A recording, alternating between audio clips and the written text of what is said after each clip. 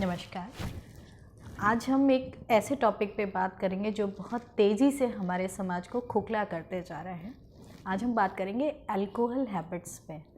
अगर मैं कुछ फैक्ट्स की बात करूं तो 2021 में 9641 डेथ अल्कोहल से हुई, यानी शराब पीने से हुई। अगर इंडिया की बात की जाए तो 1 लाख में से 14.8 पीपल शराब की वजह से मारे जाते हैं एवरी ईयर। और अगर वर्ल्ड की बात हम करें तो 5.1% लोग अल्कोहल की वजह से मारे जाते हैं। अब इस पर कोई सेटिस्फेक्शन नहीं है, ये सिर्फ एक इस तरह की प्रॉब्लम है कि आप साइको होते जा रहे हो कि आपको ड्रिंक चाहिए ही चाहिए। इससे कोई फ़ायदा तो है नहीं, बल्कि धीरे धीरे आपकी बॉडी ख़राब होती जा रही है। और जानते सब हैं लेकिन मानता कोई नहीं। जिनको ये एडिक्ट हो चुके हैं, एक एडिक्शन ही है ये, जानते हुए भी नहीं समझ रहे हैं। और आजकल देखा जाए तो मैरिजेस का सीजन है, वहाँ भी 10% जो एक्सपेंस हो रहा है अल्कोहल पे हो रहा है। आप ये देखिए, दिन में मैरिज हो रही है, एक तरफ फंक्शंस चल रहे हैं, जो भी फंक्शन है, दूसरी तरफ एक पूरा बफेट ड्रिंक के लिए लगाया गया है। तो क्या हम सोच सकते हैं कि वर वधू को आशीर्वाद मिलेगा? जहाँ विवाह स्थल पे एक पवित्र वेदी होती है और जहाँ सारे लोग मिलके वर वधू को आशीर्वाद दें, ईश्वर की आराधना से सब कुछ होना चाहिए, वहीं पे इतनी ज़्यादा ड्रिंक सिस्टम चल रही है और सपोर्ट किया जा रहा है। पहले तो लोग डरते थे, छुपते थे, अपने से बड़ों से छुपते थे कि नहीं, बड़ों के सामने ड्रिंक नहीं करना। अब तो ओपनली बड़े भी कर रहे हैं, छोटे भी कर रहे हैं, सब इक्वली सेम उसी पंडाल में, जहाँ ये भी याद नहीं है कि फेरों के टाइम बच्चों को किस चीज़ की नीड होगी या पंडित जी को किस चीज़ की, वहाँ ड्रिंक के कैरेट्स फुल है।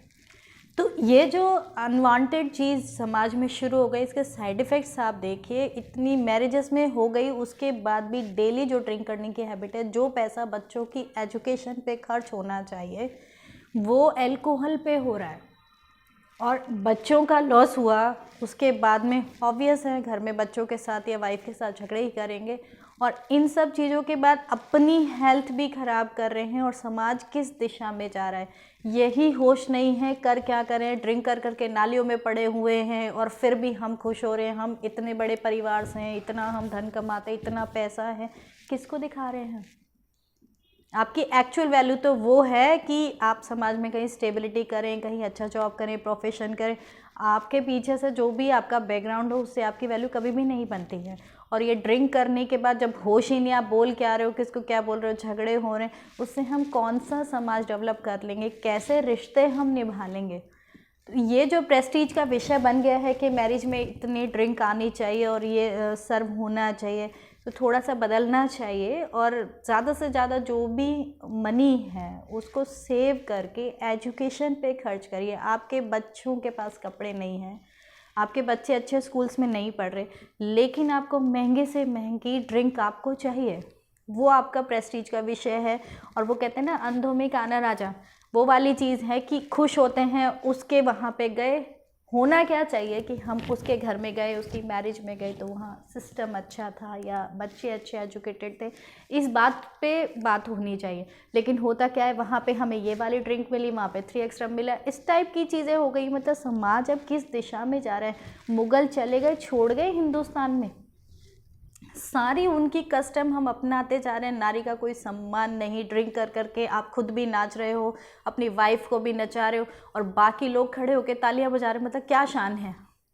ये शान है हमारे राजपूत समाज की या किसी भी समाज की? क्या ये शान हो सकती है कि आप एक बियर बार जैसा माहौल बनाते जा रहे हो?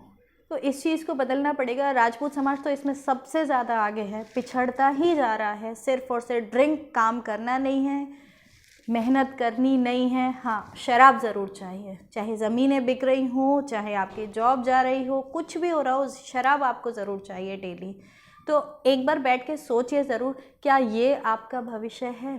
हम इस भारत देश में जी रहे हैं जहाँ राम थे, जहाँ कृष्ण थे, और हो क्या गए हैं? अब हम किस दिशा में जा रहे हैं? आप बड़े बड़े पूर्वजों को ले लीजिए, क्या वो इतनी ड्रिंक अगर वो करते तो क्या आपके लिए इतनी ज़मीनें छोड़ के जाते?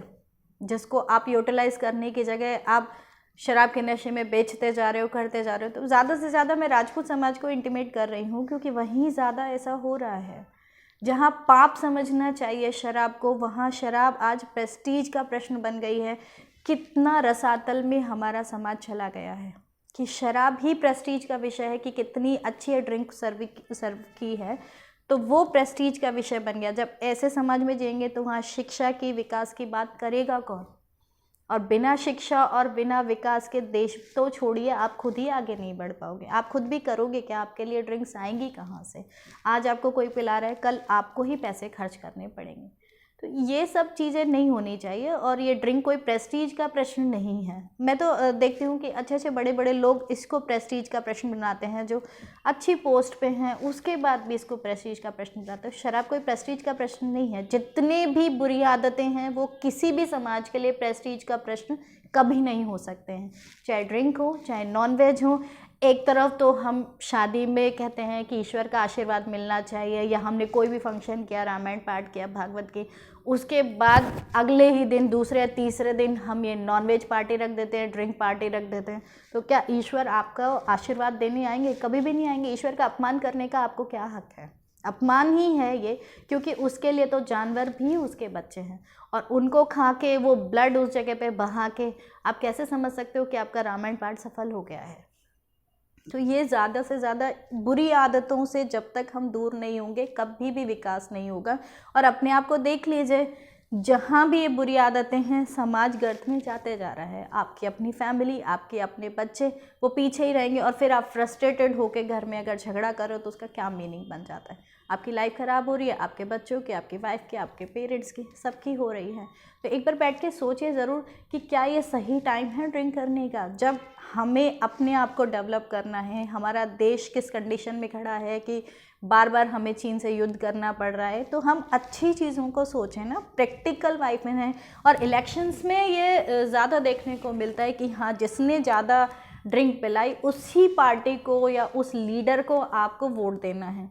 फिर बाद में चाहे कुछ भी होता रहो, चाहे वो आज आपको फ्री में ड्रिंक पिला रहा है और बाद में चाहे आपको बर्बाद करने वाला वही हो।